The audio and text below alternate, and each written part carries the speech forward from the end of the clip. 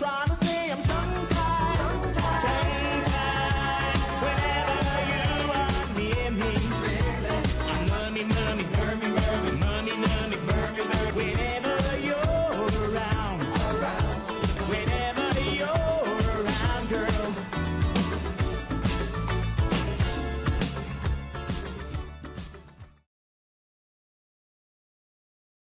Okay, time for the final video about Kat for this batch. In Season 5, Kat pretty much continues his streak of being the dumb one, but the writers get a little more creative and cute about it.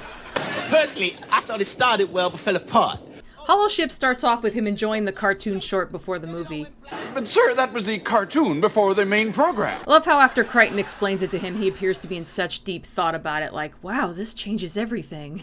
I'm not going to point out every time Kat has a great idea with only 2 minor drawbacks, because I'm already pointing out running gags in the main videos.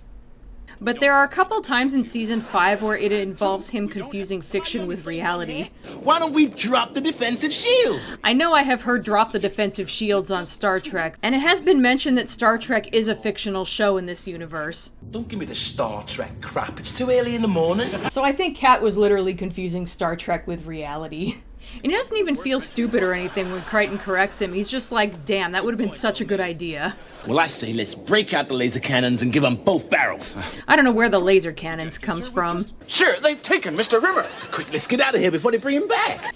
So when Binks enters the ship and looks over everyone... Ah, Phyllis Sapiens. First he reveals that the Kat Ark came in contact with the holoship at some point. Also, I love how Kat seems really happy to be getting attention. Bred from the domestic house cat and about half as smart. Until he gets insulted and his mood suddenly changes. Here he takes a couple little stabs at Rimmer's intelligence. You could be reduced to a gibbering simpleton. Reduced? Even if it costs you your mind. It's a small price to pay. And I love how he follows it with that smart-ass smile, like he's just so pleased with himself. Please, take a look in the mirror. Read your entry in Who's Nobody. Inquisitor has what is probably one of the best Kat scenes. So this is the point where the Inquisitor is going to judge everyone to find out whether or not they deserve to live in the form of each respective character. I want to point out that the scene with Rimmer comes before this, and it's kind of heavy because Rimmer thinks he's screwed and he gives his spiel about how his upbringing is to blame. And then afterwards is the scene with Crichton, which is completely serious, and Crichton calls out the Inquisitor on his bullshit. But right in between those scenes is Kat. Hi, buddy. This is your judgment day, bud. Once again, he's confronted with himself, and he's completely happy with that. Also, how does he justify his existence? I've given pleasure to the world because I have such a beautiful ass. Part of what's so funny about this is that Kat is usually more vague about his attractiveness. It's usually more along the lines of, I'm looking good, but here it's just, I have a great ass, damn it. Some might say I'm a pretty shallow guy, but a shallow guy with a great ass. And that's just amazing. And again, this is supposed to be a serious moment where he's being judged, and it just turns into him happily chatting it up with his other self. Sometimes you astonish even me. Thank you. On a slightly more serious note, Kat just doesn't judge himself harshly. Really, we didn't need this scene to tell us that, but here is where it's just outright stated. And that sort of thing tends to be treated as a negative trait. Really, most of Kat's more obvious traits would be considered negative. But honestly, I kind of admire his ability to give no fucks. And how he doesn't feel like he has any flaws to focus on. Realistically, yeah, there's a lot more to life than just looking good, and being critical of yourself can be a good thing. Maybe he has untapped potential that's going unrealized. Which, by the way, was going to culminate in a Season 7 episode called Identity Within that was never made, but exists as an animatic with Chris Berry doing all the voices. And yes, of course I'm eventually going to cover it. But on the other hand, he is happy and carefree almost all of the time. That's kind of an enviable life. Either way, it obviously works for him, even if it's not something that most of us should strive for. Besides, he's not human and therefore should not be judged as such. In any case, going back to this episode, it definitely works for him here because Inquisitor decides that he and Rimmer shouldn't be erased, since Kat is perfectly happy with himself, where Rimmer feels like he did his best under the circumstances. Anyway, the main Lister is erased from the timeline. I used to think that that altered Kat's personality. Move so much as an eyebrow, boy, and your dog meat. It would make sense that a different version of Lister might result in some kind of change in the cat people, but now that I've been looking over Season 5 more closely, it's really not out of character for Kat to act like a badass when he's got a bazookoid, and to be cooperative with Rimmer. And I think those were the only things I've noticed other than the change of clothes. clothes. Although, How do you know my name? Don't fall for that one, bud. He read it on your uniform. that line makes him sound smarter. What I didn't pick up on when I first covered this episode is that ideally, if Lister were more driven and successful, he wouldn't have ended up on Red Dwarf in the first place, and therefore there shouldn't even be a cat. But oh well. I hate to say it, but for once, Trans Am Wheel Arch Nostrils is right. And then there's Trans Am Wheel Arch Nostrils, my second favorite cat name for Rimmer. That's your plan? We go out there and face him? Nice plan. Shall I paint a bullseye on my face? This is so hard for me to watch, you guys don't even know. But at least he gets better when the timeline is restored. You're a weird guy, you know that? Terraform shows that Cat can type surprisingly fast, and one-handed at that. Anyway, have another brown trousers comment. Sounds like a 12 change of underwear trip. Anyway, for this point in the series, he's oddly flippant about Crichton's possible death. He really isn't dead. I owe you 20. Though that's probably just rule of funny. Though his being flippant about Rimmer being tortured is pretty much in character. Anybody got any opera glasses? And once again, Cat confuses fiction with reality. I say let's get into the jet-powered rocket pants and Junior Birdman the hell out of here. Though in this case, it's a show that only exists in this universe. And B, there's no such thing as jet-powered rocket pants outside the fictional serial Robbie Rocket Pants. Well, that's put a crimp on an otherwise damn fine plan. So now everyone has to be nice to Rimmer. Ah, you're sick! I don't want no part of this depravity. Though Cat just kind of gets out of it. It's true. They really do care about you. I have not been including deleted scenes in these videos, but once I heard that there was an alternate take where Cat is pressured into pretending he likes Rimmer, I think the cat's got something to say. No? I had to check it out. Call me a sentimental old fool, but sometimes It seems to be causing him physical pain. almost okay kind of guy. Really? And look how relieved he is afterwards. It actually kind of helps to explain why he was so against the idea before. Though I do kind of like the idea that he just kind of goes fuck it when the time comes. Sexual magnetism's a virus. Well, get me to a hospital. I'm a terminal case. In quarantine, Cat joins in on mocking Rimmer. Would you be so good as to launch the scouter, please, sir? Aye, aye, sir. Scout along, sir. Whether it's just to stick it to Rimmer or to defend Crichton. Probably a little of both. It's not just humans. Look what happens when two male tigers are locked up together. One of them winds up on the other guy's toothpick. Once again, Cat shows some smarts in this episode. Yeah, but we all knew we could stroll out the door at any time. Not now, though. He, along with Crichton, immediately get that all three of them being locked up together is going to be a problem, where Lister is just kind of in denial about it. And later, he tries to humor Rimmer in regards to the king of the potato people. Could we see him? See who? The king? Though it is possible that he actually believed that. I think our only hope's the potato king. Hard to tell if this line is sarcasm or not. Anyway, it turns out that Crichton and Cat had some kind of kerfuffle off screen. Not only did Crichton have to repair his head, 2 hours it's taken me to panel beat my head back into shape. 2 damn hours. but poor Cat had his arm broken at some point. There's an actual cast on his arm. That's not just a sling, like he just sprained it or something. I swear I'm gonna turn his ears into a pair of maracas and tap dance a fandango in his throat. I love how that threat is both violent and still kind of fabulous. It won't be the waste disposal, Frankenstein. This time I'm gonna unscrew your neck bolts and microwave your head. I do have a problem with Cat immediately thinking of the movie monster as Frankenstein instead of his ancestor. That's a bit weird. To use myself as an example, I am not religious, but I grew up knowing who Jesus was just because of my culture. And I will forever picture this whenever I hear the name. If I were to end up hanging around with people from some other culture where Jesus was the name of something else, that wouldn't change the fact that whenever I heard the name, I'd first think of this guy. But whatever, bit of a nitpick. Speaking of nitpicking, Frankenstein was the creator, not the monster. It's a common misconception held by all truly stupid people. a little off topic, but I love that people in the comments section of the video I did on this episode defended calling the monster Frankenstein after I said that people gave me crap about doing that in an older video. Made me feel a bit vindicated, so thanks to everyone who posted a comment like that. Don't correct me. You know how much I hate being corrected. It really gets my freckles up. It's hackles, you moron. It really gets your hackles up. There's no such word as feckles. Anyway, it's funny because Crichton gently corrects and educates Cat all the time. Telekinetic waterhoos?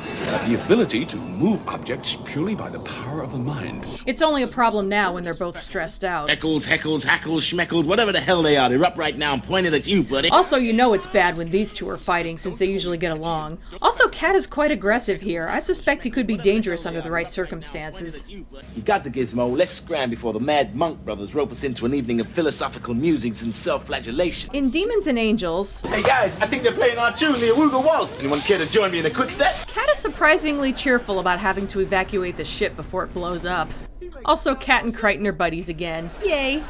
Here's another thing I should have mentioned in the video I did on this episode. I've played pool with planets and I've given birth to twins, but never thought in my entire life I'd taste an edible pot noodle. Lister shouldn't remember playing pool with planets because the events in White Hole ended up in a redundant timeline. If these two got any closer to each other, they'd be kissing. Also, he's feeding Cat. I find clothes a distraction from the pursuit of spiritual and intellectual fulfillment. I find spiritual and intellectual fulfillment a distraction from the pursuit of clothes. I like to think that's his motto. I found Goldpost Head, no sign of Dormouse cheeks though. Goalpost head and dormouse cheeks. In any case, Cat's actually kind of a badass in this episode. He's being choked by Lister, who is being controlled, and he gets Lister to stop without seriously hurting him with a knee to the crotch. I love that smug expression afterwards. See what you did to my blue song? Look at it. Plus you almost killed me 3 times. Also, he figures out before anyone else that Low Lister is hiding on the ship, since he already had a bazookoid ready by the time we can hear him and blows him away. Just give me 1 week, that's all I ask. He's also kind of mean to Lister. Boy, this is gonna be fun. Naturally, Rimmer approves. Of course, there's also the high and low versions of Cat. Maybe he'd like to go for a little walk. Lowcat seems to have an exaggerated version of Cat's more animalistic qualities. Even the teeth are exaggerated. He also intentionally burns himself at one point for laughs and knocks heads with Crichton. It seems like both of the alternate versions of Cat are really buddy-buddy with Crichton. There is a grievous fault with thine weapon. It keepeth shooting people. You see? There it goes again. Not much to say about High Cat, since all of the highs are pretty much identical personality-wise.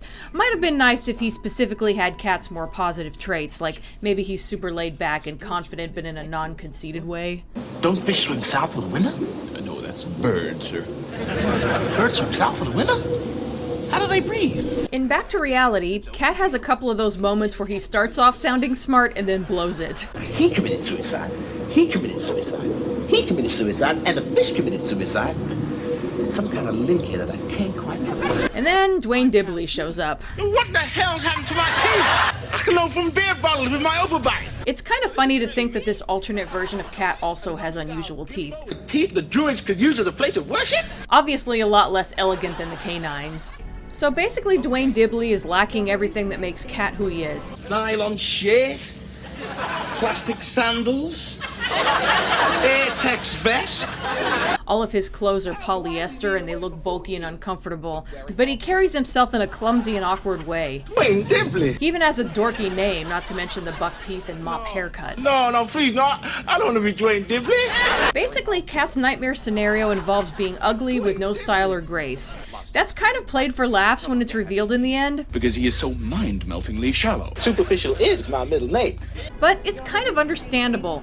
Yes, it's shallow, but if there's something you like about yourself and you suddenly lose it, it'd be hard to deal with. As an example, I don't care how shallow it is. If all of my hair fell out, I would never recover. As for Dane Dibbley, I do find him funny, and as always, I applaud Danny John Jules for being able to play a character that is so different from Cat, and that's always fun to see. But I will confess that I don't really get why fans like him as much as they do. He shows up quite a few times after this in some form or another, and the audience just roars with applause every time. And I would have been fine with him showing up maybe twice. From what I gather, black nerds were pretty rare at the time, and so he was unique and different when he first appeared. I get it, he's kind of like British Steve Urkel, without the annoying catchphrase. To be fair, when I look back on it, his level of popularity baffles me too. Anyway, that's Cat from Season 5. He's still dumb, but he still has the occasional moment where he's surprisingly smart and or badass. I love it when he's kind of a contradiction like that. Once again, Cat's hair is similar to previous iterations, only the ponytail is longer and more pronounced, and the hair around his head is sleeker on the sides, but still full on top where it forms kind of a sculpted bump. I'm not crazy about the sculpted bump, but I think it's trying to mimic the general shape of that sculpted fade style of haircut that black men had in the 90s. Though since his hair has a more Caucasian texture, it's doing kind of a Vanilla Ice thing. By the way, considering the change in texture and the fact that Cat suddenly has a widow's peak, I'm going to go out on a limb and guess that this is the point where Danny John Jules started wearing a wig. Though honestly, sculpted bump notwithstanding, I do still like this style, if only because he now has a longer, softer ponytail that can whip around when he moves his head. Makes him even more sassy. We are gradually entering Cat's black vinyl phase, though it doesn't really become a thing until season 6 or so. Anyway, in Hollow Ship, Cat is wearing black vinyl shirt and pants, which are probably the same ones from Camille, with the cat belt and the silver heart necklace also from Camille. He's also wearing a waist-length jacket covered in, I'm not sure what you'd call these giant sequins, so giant sequins in about 3 different colors in a kind of chevron pattern. I love how he just sparkles like a mirror ball in this outfit. In the first part of Inquisitor, he's wearing the waist-length leopard print jacket from Body Swap, with the sparkly gray shirt from Polymorph, with a gold chain belt, which I think is from Justice, with black slacks. Again, lots of black with some sparkles and leopard print. Classy. He gets to wear a second outfit in this episode to signify a different timeline. This one is a red plaid suit. I think the proper term is tartan suit, with a frilly white shirt and black tie, not unlike in Parallel Universe. Also matching white lace handkerchief and a big gold pin. Aside from the print, this is kind of season 1 and 2-ish. Also, he's got a little red scrunchie in his hair, which I find adorable for some reason. I like this outfit a lot. I love it when he goes all out with the vinyl and sequins, but it's kind of nice when he occasionally reverts to a nice classy suit. The outfit he wears in Terrorform is very similar to the one he wore in Camille. In fact, that's literally the same jacket from Camille.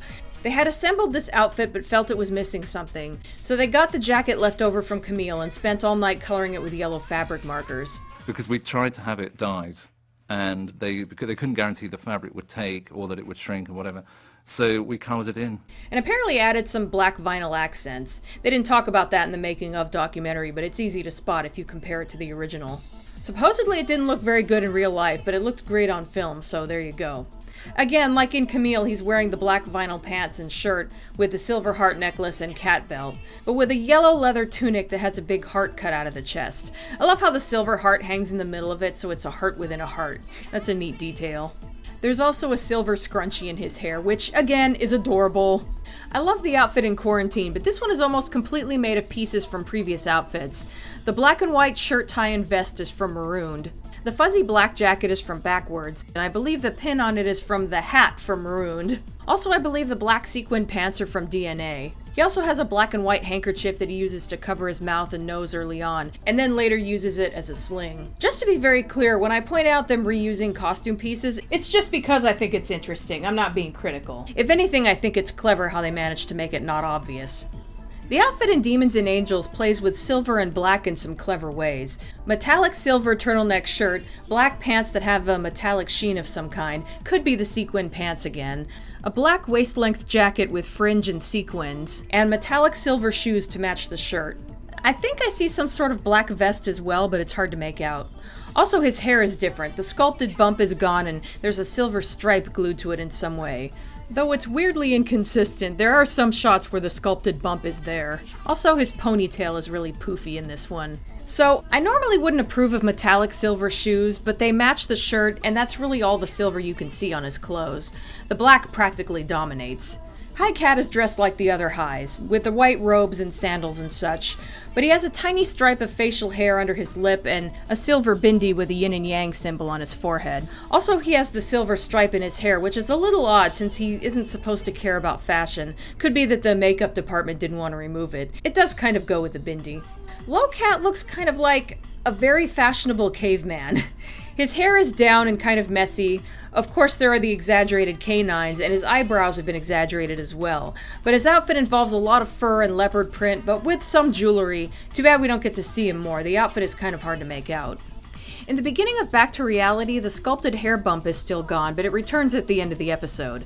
Sadly, we don't get to see Cat as himself too much in this episode, so it's hard to get a good look at what he's wearing, other than it's a gold leather jacket. It doesn't appear to be the same one from Time Slides, unless maybe the black furry hood was removable. If so, they added little black accents around the shoulders, and he's wearing it with a plain black shirt and black slacks.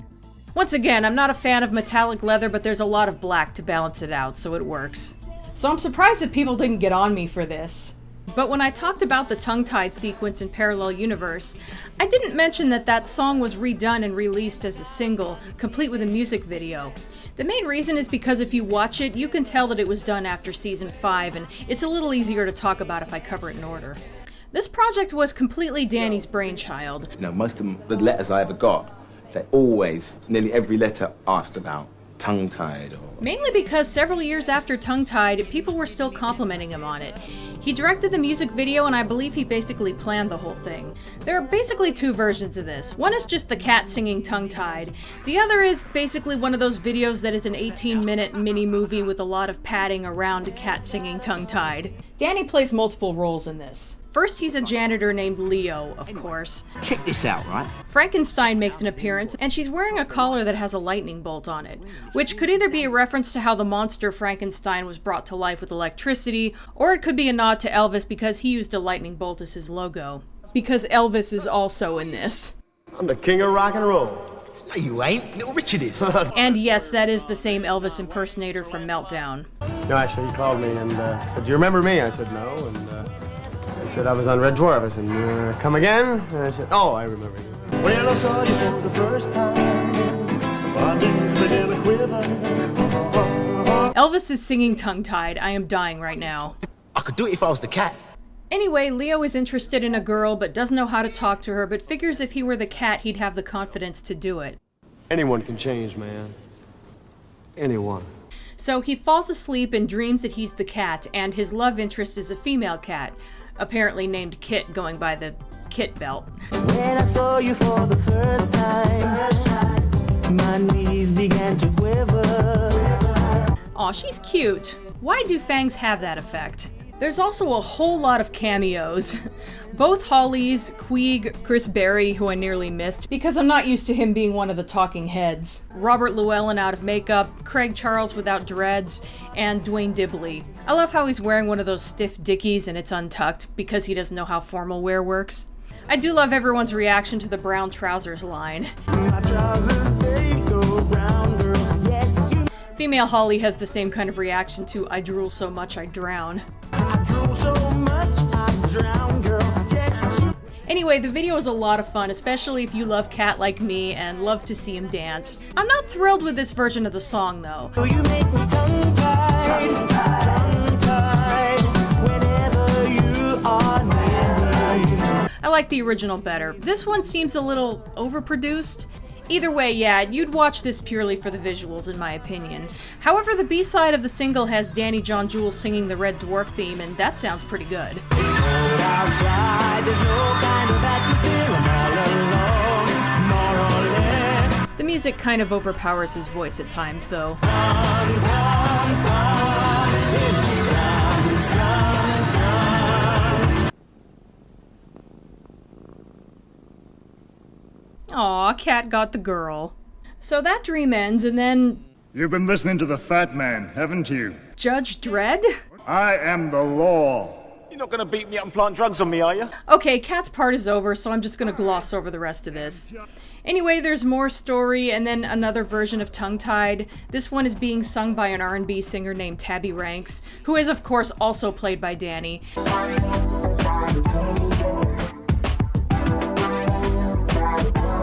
Definitely not a fan of this version of the song, but it's kind of a parody, so I don't think we're supposed to like it. I mean, he has Tabby carved into the back of his hair, for God's sake. Also teeth. It's always about the teeth with alternate versions of Cat. So there's more story, and Leo gets the girl in the end, of course. Dane Dibbley? I don't want to be Dane Dibbley. He's a dork. There's also a making of video which I highly recommend watching. Danny gives some info about the various people who the cat is modeled after. He had to move like somebody. So I thought, you know, James Brown. Yeah. The look is really kind of Little Richard, basically. You know, Little Richard, nobody can sit next to it, right? Richard Pryor, which is a kind of facial expressions, is Richard Pryor. Had I been a little more on the ball, I would have referenced this when I did the intro video, but better late than never. Also, Dane Dibbley is modeled after the Nutty Professor. Come over here, we have to perform for the camera now, lovey. Plus, we get to see Robert Llewellyn and Craig Charles being silly between takes. I think it was a cigar. Ooh. Do you want to see my big fat cigar? As far as Kat's look in this video, I can't place where the hair is from, but it looks kind of season 7-ish, though this was made earlier than that. There's also a big black bow in it, which is adorable. He also alternates between two suits. One looks a lot like the one from Parallel Universe, except the jacket has tails. He also wears the tartan suit from Inquisitor. Also a white tux with tails. Pretty sure this is the only completely new outfit. Also in the making of video, we see him between takes wearing the yellow coat from Terraform, but it's not anywhere in the finished video. You're after my stream. So, when it came time to cast the Cat for Red Dwarf USA, they basically looked for an American equivalent of Danny John Jules. And he was really impressed with who they got. Hinton Battle. This guy was like a hero to us dancers and that over here, you know. Hinton Battle is not super well known, I don't think, but he has been in a lot, mostly on Broadway. He has done choreography as well with a lot of minor TV appearances. However, you may not know him by name, but if you are a Buffy fan, you have seen him before. Why'd you run away? Don't you like my style? Yeah, let that sink in for a minute. They got this guy to play an American version of the Cat. Yeah, say what you will about the rest of Red Dwarf USA, but Hinton Battle as Cat could have been awesome. Something's cooking, I'm at the griddle. I bought nearer his very first fiddle. Sadly though, his talents are kind of wasted. He's given very little screen time, thanks in part to how they have Holly explaining what he is and his whole history before he shows up. I do kind of appreciate the humor in them setting it up like he's going to be some kind of horrible mutated feline monster.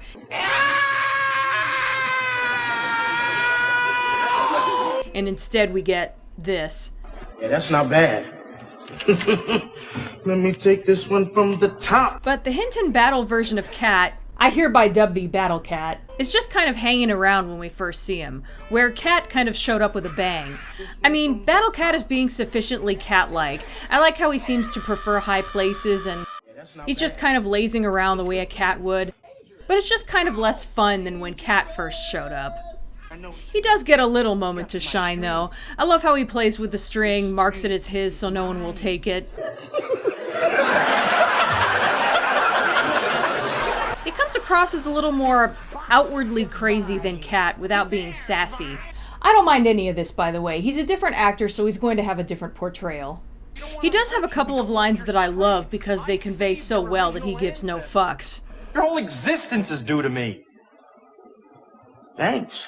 This is mine. Stop it.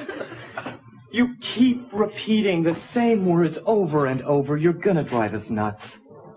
I don't care. But yeah, they found this guy who was a singer and dancer. 'Cause she is drawn to the fire.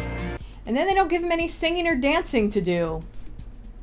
There isn't a lot to say about his outfit since it's hard to make out. I can see black pants and a purple blazer type jacket. It's got some thin bands of what looks like black vinyl on the sleeves. I think it looks pretty cool, but it's hard to see well. I think under that he's wearing some kind of low-cut V-neck shirt. It's kind of dressy, but more casual than how our Cat dresses. Not sure why alternate Battle Cat is wearing what looks like a Letterman jacket. Maybe it's from an alternate universe where Cat doesn't dress up as much. Now that was a show-stopping number. Not quite the fireworks that I was looking for. Get out of here. But Hinton Battle was unavailable to film the second pilot, and they couldn't find anyone who had a similar background, so they just totally changed the character. Listen, Hughie, I do not need survival tips from a man with less backbone than a vegetable burrito. I'm pretty sure you all know who Terry Farrell is. If only from Star Trek Deep Space Nine, plus she was in Hellraiser 3. Then what the fuck is that? That's never gonna get old. So I don't think I really need to talk about her. Also, full disclosure, I haven't seen Deep Space Nine in ages, so I'm not really sure what I'd say about her and Dax, other than I remember liking the character and thinking she was pretty badass. Also a way better match for Worf than Counselor Troy was, but that's not hard to do. Basically, this version of Cat, who I shall henceforth refer to as Feral Cat, is still cat-like but in a different way. Where the original Cat was more of a vain, fun-loving, free spirit who is also kind of an asshole, though was oddly cute about it. Basically kind of a parody of a house cat. This one comes across as more like a feral cat. I've scavenged for food. I've lived off my wits. I survived. I'm a cat. I don't need anyone. She's bloodthirsty and warrior-like, though going by how Lister talks to her, I'm guessing less badass than she thinks she is, or maybe she's all talk. You're not going out there alone, okay? They actually managed to fit a pretty good amount of info about this one in the dialogue. She has 9 lives, apparently literally. Die? You feel a little embarrassed. You get up, you start again. Plus she can see in the dark. Will you slow down? It's okay for you. You have night vision. Okay, I was originally going to talk about this when I was on season 2, but that video was running long and it was going to come up again here anyway, so... And as soon as I find the right small group of girls, the 7 or 8 women who are right for me, my wandering days are over, buddy. Once again, it makes more sense for a female cat to say this line. Maybe someday I'll find the 8 or 9 guys who are right for me, and then my rambling days will be over. Because I just haven't talked enough about feline mating rituals. The way actual cats mate is that a female will go out and attract multiple male cats and, each gets a turn at her. This is why there are so many sexual terms like catting around and the name of a certain woman's body part that allude to cats. If we judged cats the same way we judge humans, female cats would be considered slutty. Going back to original cat, I think what they're trying to go for is just that general idea of having an exaggerated sex drive, because an unfixed male cat will try to hump anything. But female cats are the ones who literally have multiple partners, so I know it may seem like I'm harping on this too much, but with all the other obscure cat behaviors they sneak in on this show that are fairly accurate, I guess I'm just kind of surprised that they got one of them backwards. Oh, the facts I learned from that cat watching book. That is something else I will never understand. How does a human woman get by with just 1 man a night? 1 man! I mean, that's not even enough to get your sweat pores open. Also, Lister's reaction makes me wonder if there was going to be sexual tension between those two. Like Lister and Kat's relationship wasn't weird enough already. You stay here and suck your thumb, and I'll go and rip off its head, spit down its throat, and turn its lower intestines into balloon animals.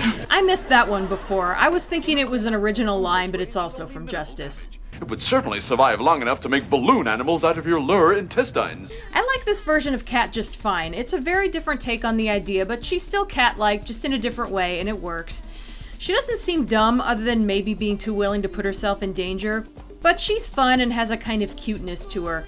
Like she has an almost childlike excitement about killing something.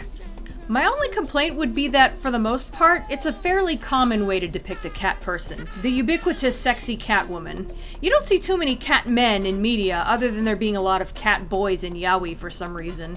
So that's one of the things I love about the original Cat. He's a more unique take on the cat person trope. But I still like this one, and I think Terry Farrell does a good job with it. Outfit-wise, again, it's hard to make out, but she's wearing a bodysuit of some kind. I believe it's brown with some kind of print. It's got some kind of belt which reminds me a little of Julie Newmar as Catwoman. There's also big chunky earrings and a really thick collar-like necklace that looks almost Egyptian. Both are gold. The jewelry does kind of set her apart from the typical Catwoman. I suspect that this one is also into fashion to some degree. She also wears a lot of makeup and her hair is teased out. So there you go, that's pretty much all of my thoughts on Cat. As far as how he's portrayed in Red Dwarf seasons 1 through 5 and Red Dwarf USA. Honestly, this is a character that some fans find uninteresting, supposedly because he never changes or grows. And as you can probably tell, I wholeheartedly disagree with that. He may not have a blatant character arc of any kind, but he definitely goes through some changes. Cats are adaptable, and this one's no exception. He started off having the ship to himself, then made at first casual friends with some other people he finds, then becomes part of the Red Dwarf crew. Season 1, he doesn't even recognize his shadow right away. In Season 3, he's flying a spaceship. In Season 1, he's only coming around for the food and company. In Season 3, he's hanging around with everyone and being part of the conversation. If that's not character development, I don't know what is. After this, I'll be picking up with a Red Dwarf vlog starting on Season 6, and the next Cat videos won't start until I've covered the rest of the series. See you then.